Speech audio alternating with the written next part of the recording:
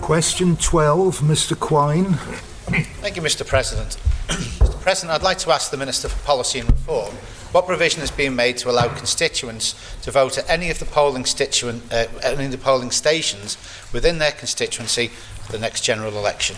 On the Minister to reply, Mr. Harmer. Thank you, Mr. President. The Ireland's electoral legislation provides for the 12 constituencies to be divided into polling districts. Registered electors are then allotted to a polling station within their polling district. There are currently no plans to change this approach, which has worked efficiently for many years. In theory, it would be possible to enable registered electors to vote at any of the polling stations within their constituency. This would require the introduction of a system to enable real-time updates of the electoral register to be made and shared among staff across the different polling venues. Any possible benefits would need to be weighed against the cost of equipment and software, Wi-Fi availability of polling stations, and the need to mitigate the risk of cyber attack, electoral fraud and system malfunctions. Further research is being carried out as part of ongoing investigations into the use of technology in future elections. Honourable members, work is already taking place to provide additional flexibility and a convenience for voters. The 2021 House of Keys general election will see the use of postal voting on demand for the first time.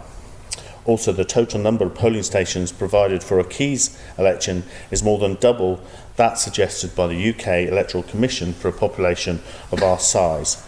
This supports the aim of maximising accessibility and ensuring that Ireland voters generally do not have to travel a significant distance within their constituency or queue for long periods in order to cast their ballot.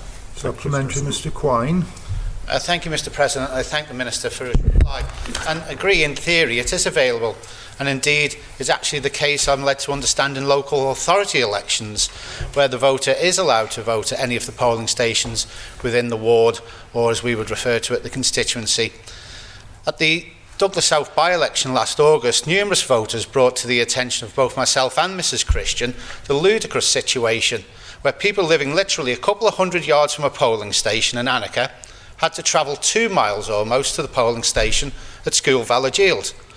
And so it's all fair and well to talk about postal votes and such, but many people, particularly our older generation, see it as their fundamental duty as citizens to make their way to the polling station in order to cast their vote in the time-honoured fashion. So will the Minister please undertake to ensure that this right can be exercised without let or hindrance? Thank you. Mr. Harmer.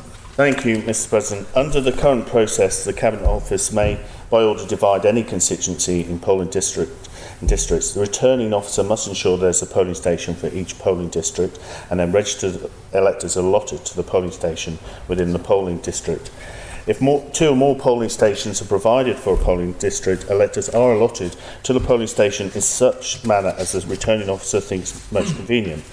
Because of the way constituencies are divided into polling districts, there may be occasions where an elector's designated polling station is not the closest one into relation where they live.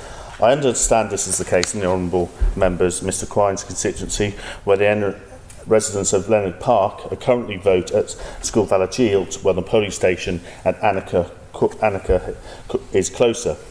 While it's not always possible to accommodate the wishes of all electors, a range of factors will be taken into account ahead of the Cabinet Office making the polling districts order for the 2021 general election. Supplementary, Mr. Speaker. Thank you, Mr. President. Just to build on the points made by Mr. Quine, would the Minister not accept that as crackers that the constituents of West Rushen, and that's the area around the Howe and Craignish, actually need to go past either the Port Erin or the Port St Mary polling station in order to get to their allocated polling station at Ballafesson? That just seems crazy, and maybe the Minister would comment on that, and also whether he's considered the option to have a central polling station in Douglas for all outside Douglas constituencies, so that people can vote either before or after work or during their lunch hour in their constituency without having to split shifts or break childcare interests, whatever that might be, in order to actually vote in the constituency itself. Reply, sir. Thank you, Mr. President. As I alluded in my first response to the member from Douglas South, we will be obviously reviewing and obviously trying to improve things and such like, as where the member from Russian and the speaker referred to. Obviously that takes into account the other point of having potential 2 polling stations that can deal with it. That where you get the technical difficulties and at the end of the day the robustness of the election is the most important.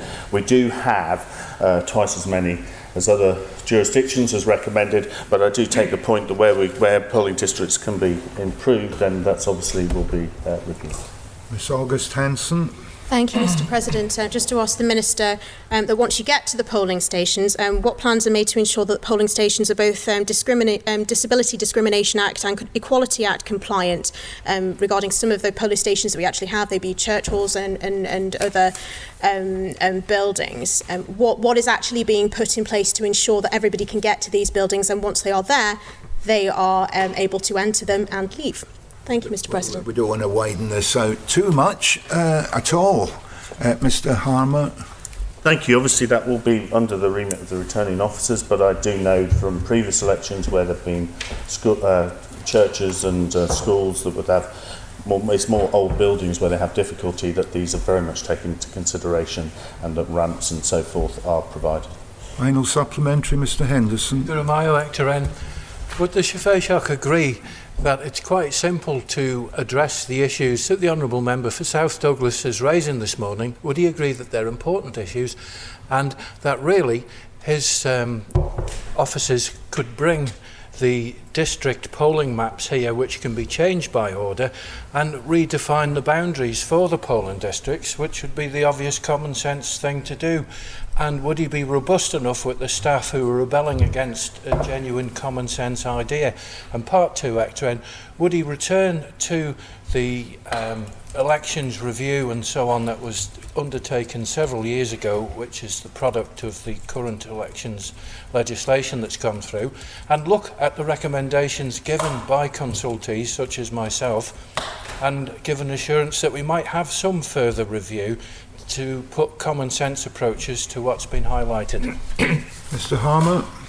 Thank you, Mr. President. I would recommend making those representations to the Cabinet Office before it makes the final order, and obviously we'll take those into account, as I've said, in making polling districts before we make the order for the 2021 general election. I would suggest that there's always a balance, and while making it more convenient for some may have other impacts. That's what the review will do, but obviously if there are particular issues, if you can make those make them aware, and if there's no response, make me aware, and then I will follow that up.